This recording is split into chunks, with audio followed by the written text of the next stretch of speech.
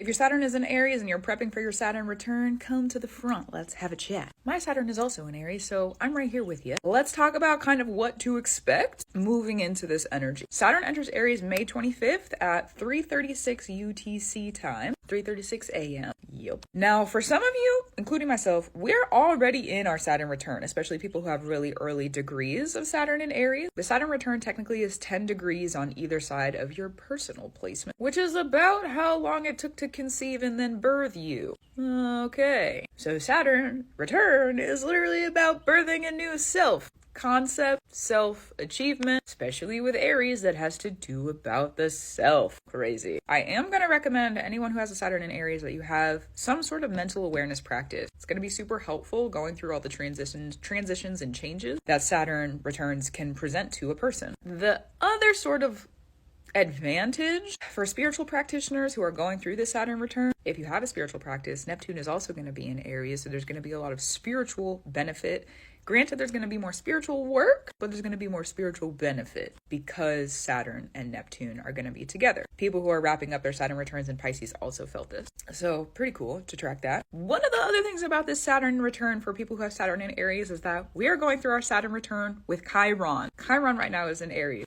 Okay, Chiron is the wounded healer. There's a couple different ways that this could play out. One is that you could be in a really healed version of yourself and people around you are getting triggered because of that. You could be setting boundaries and keeping yourself protected and safe and focused on what it is you know you need to do. People around you could be getting triggered because of that. Don't fall for the trick. Keep on your path. The other part of this is that if other people are disciplined in what they're doing and for whatever reason you're meant to be learning that lesson and you haven't yet, you could be feeling triggered because other people are keeping their boundaries the way that they need to. So it kind of goes both directions. The really healed version of this placement going through the Saturn return is that you're disciplined, you're doing what you need to do, you're staying in your lane, you're building your truth of what it is that you're working on in your Saturn return. And even if people get triggered, that doesn't re-trigger you. It's not a problem. It's not an issue. You just let it slide right off of you and you keep going. So congratulations. Some of you may already be in that position. Just depends on who you are and the work that you've already done. That's the truth. We also want to keep in mind for the Saturn return that we're at the beginning of Pluto in Aquarius era, which is partially ruled by Saturn. Now, Pluto in Capricorn was very different. It was very bound to the earth. It was earthly systems, institutions, working really hard, having contracts through that, having death and rebirth through that. But for people who have Saturn in Aries in their return with Pluto in Aquarius, we're going to be feeling the Pluto energy with the influence of Saturn a little bit differently. It's going to be focused more on our contracts in our social groups, contracts with your colleagues, with your friends, with the barista who makes your latte, okay? Society, literally everybody. Where you live, how you move in the world that you live in, how often are you traveling? Where are you traveling to? Why are you going there? What's your connection to the people? There's going to be some crossings of contracts, exchanges, death and rebirth energy,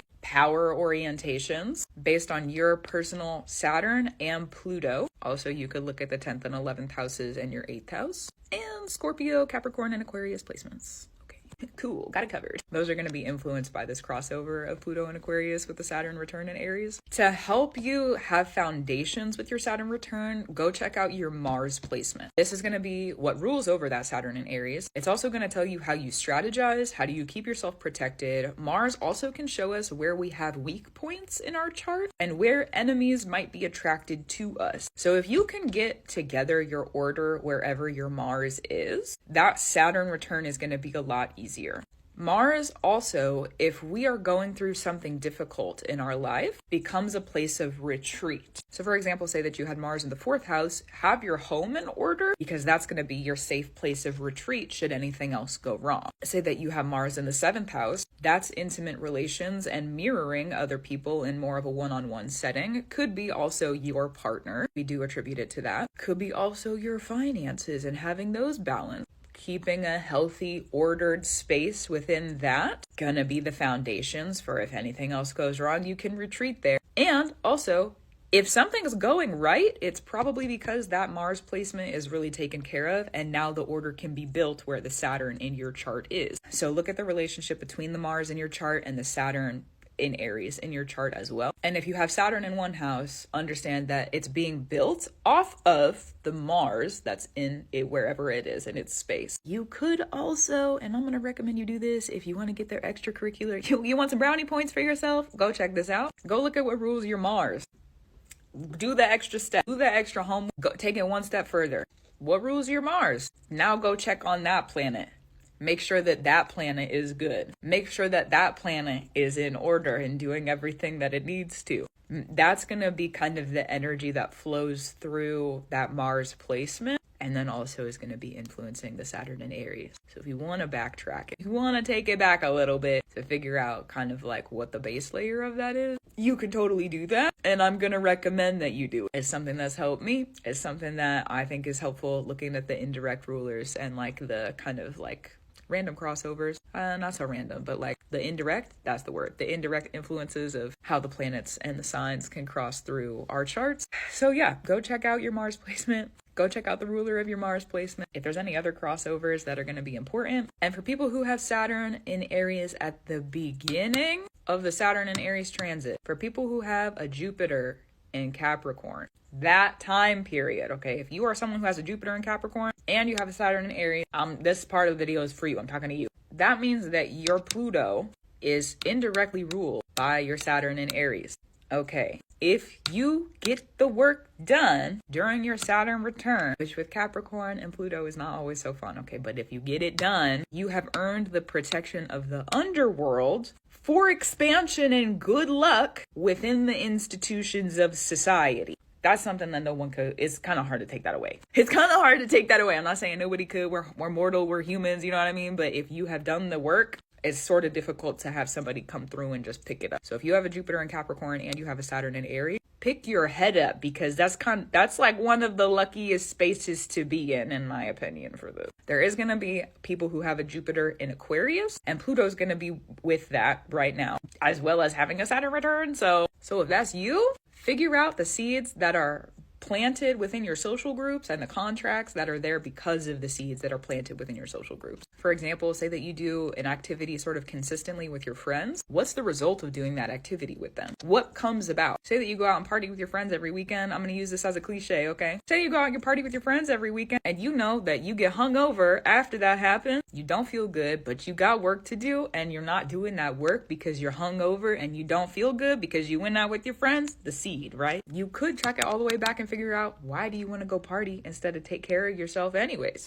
I'm not saying partying and going out and having fun is a bad thing, but what I am saying is that doing it on a consistent basis and ignoring your needs, that's a different story. Not to shame anybody. We're not here to get in the blame, shame, hatred. I'm just saying take care of yourself and love yourself, okay? I love you too. That's true.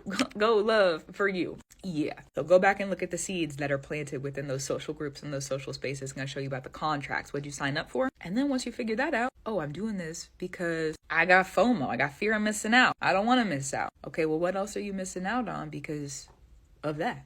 There's a whole bunch of layers to it if you really wanted to get into it. But Jupiter and Aquarius, go look at the seeds in your social group. Also probably going to be a pretty lucky Saturn return if you can, make sure that your social groups and colleagues, friends, again, kind of your place in society, if that's taken care of and you have things ordered there, okay, good luck. Okay, good luck. You're gonna get some good stuff at the end. People who have Jupiter in Capricorn and Jupiter in Aquarius, and you got your Saturn return coming up, congrats on making every dream that you have come true. You just got to make sure you do the work through the Saturn return. You're about to get pretty lucky. Yeah, you're about to get really lucky, okay? I don't know what kind of luck it's gonna be, but what I do know is that when Jupiter and Saturn work together, yeah, you don't have to worry about it. You just got to do the work to get there. Sometimes the work is a little worrisome. I'm not going to lie to you. Capricorn is hard. Aquarius sometimes is a little difficult. And then it's Saturn, okay? It's Saturn. So sometimes things are a little bit more, Saturn and Aries also, we're kind of known for being hard-headed. So it just is what it is. We're the ram. We butt heads, and we butt heads on purpose. Let me fight about it, But if you got a Jupiter in either Aquarius or Capricorn, it's going to be a good time, dude. It's going to be a good time. And also figure out the contracts you already signed up for. Use this Pluto retrograde that lasts until about October 13th to kind of figure out what you need to get rid of, bring some new stuff in, and then we're going to go direct with Pluto again. So it's about to be a good one. We'll look at the underworld. How does it relate to your institutional system relations and society? We're going to make it through. Me and you. That's true. So gratitude, reverence, and love to you. Keep doing what you need to do. Keep up your brew. I will too. Let the Saturn return do what it needs to do. And good luck. You got it. And I'll talk to you soon. Also true.